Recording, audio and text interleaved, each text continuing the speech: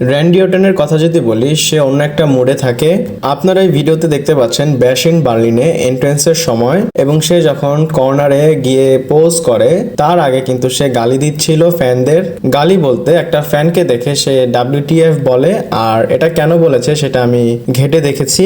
আর যখন আমি এটার কমেন্ট দেখলাম, আর একটা লোক এই সাইনটা নিয়ে এসেছিল এবং সে লিখেছিল if Randy Orton win we write, মানে এক কথায় মানে আমরা আর WWE দেখবো না। আর এটা হওয়াটাও স্বাভাবিক, কারণ ব্যাশ ইন বার্লিনে যারা এসেছিল সবাই জার্মানির, এবং গুন্থারও কিন্তু জার্মানির, মানে হোম টাউন বয়।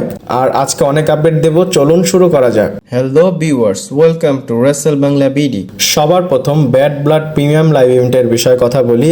আর আপনারা তো অনেক বেশি এক্সাইটেড, আমিও জানি, বা আমিও অনেক বেশি এক্সাইটেড। বাট এইটা এমন একটা টাইমে হবে, হয় আমরা রাতে ঘুমাবো, না হয় ঘুমাইলে উঠতে পারবো না এটা দেখার জন্য। আর এটার টাইম WWE অদ্ভুতভাবে সেট করেছে। আপনারা যেমন ব্যাশ ইন বার্লিন 10:30 থেকে কিক অফ দেখেছেন, 11টার মধ্যে তারা মেন শোটা শুরু করেছে।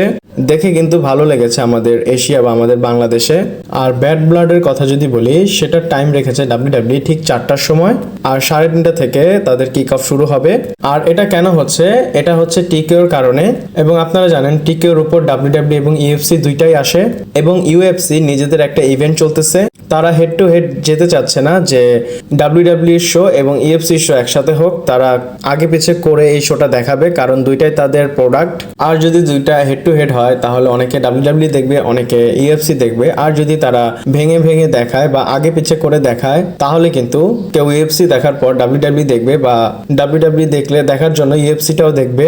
আর 4টার দিকে উঠে এটা দেখতে হবে, আর আপনাদের সাথে ভিডিও শেয়ার করতে হবে, একটু কষ্ট হয়ে যাবে। এরপর গ্যাস কথা বলি, ব্যাশ ইন বার্লিন শেষ হওয়ার পর প্রেস কনফারেন্স হয়, এবং সেখানে করিডোরস অনেক কথাই বলেছে, যেমন র্যান্ডি অর্টনের কথা বলেছে, রোমান রেইন্সের কথা বলেছে। সে বলেছে রোমান রেইন্স আমাকে একটা প্রোমোতে বলেছিল চ্যাম্পিয়ন হওয়াটা খুব সোজা, বাট চ্যাম্পিয়ন হয়ে চ্যাম্পিয়নশিপটা ধরে রাখা বা এটাকে ক্যারি করা খুব কঠিন। এবং সে র্যান্ডি অর্টনের বিষয়ে বলে যে তার সাথে আমার ফিউড হতে পারে, এবং আমি চাই র্যান্ডি অর্টনের সাথে একটাবার রিং শেয়ার করতে।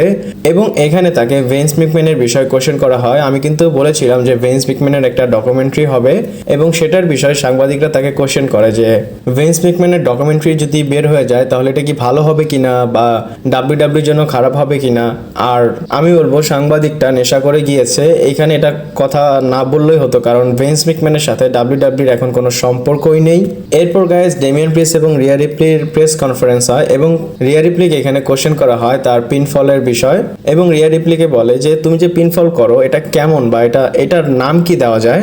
এবং ডেমিয়ান প্রিস্ট বলে যে আমি তো এটার নাম বলবো টেক ইট ইজি। আর রিয়া রিপ্লির পিনফলটা কিন্তু একদম অদ্ভুত।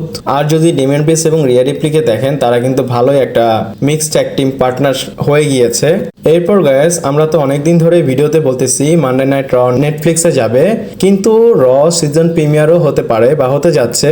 আর সিজন প্রিমিয়ার কি সেটা আপনাদের একদম সাধারণভাবে বলি, WWE যদি কোনো টিভি নেটওয়ার্কের সাথে তাদের শোটাকে সাইন করে, তারা শুরুতে একটা সিজন প্রিমিয়ার করে, মানে সেখানে তারা খুব ভালো পারফরমেন্স দেয়, এবং লাস্টে গিয়েও তারা খুব ভালো পারফরমেন্স দেয়, এবং তারা এটাকে সিজন প্রিমিয়ার বলে থাকে। 3-4 মাস পরে কিন্তু তাদের সাথে এই নেটওয়ার্কের কোনো কন্ট্রাক্ট থাকবে না, কিন্তু বাট তারা 3টা মাস সিজন প্রিমিয়ার করে থাকে। আর এখানে ইন্টারকন্টিনেন্টাল চ্যাম্পিয়নশিপের জন্য তারা যে কোয়ালিফাই ম্যাচ করবে, সেটার মেইন ইভেন্ট ম্যাচটা সিজন প্রিমিয়ারে করবে।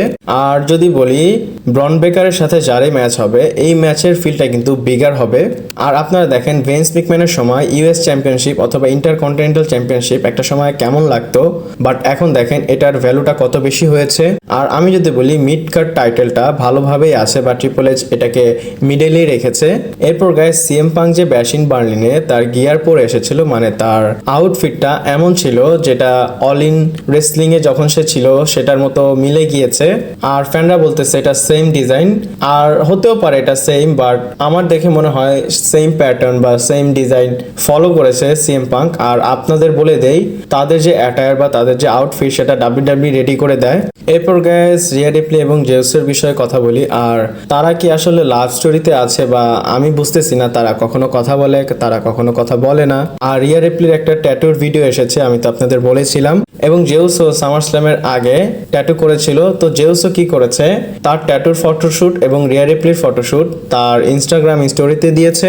এবং লেখা যে এক্স রিয়া। আর আমার মনে হচ্ছে জেউস একদম মুডে আছে। আর যদি রিয়া রিপ্লির কথা বলি, সে কিন্তু কিক অফের আগে ব্যাশ ইন বার্লিনে ইট কথাটা বলেছিল। আর এখান থেকে হয়তো রিয়া রিপ্লি এবং জেউসোর কোনো খিচুড়ি হয়তো রান্না হওয়া শুরু করে দিয়েছে ডাব্লিউডাব্লিউই।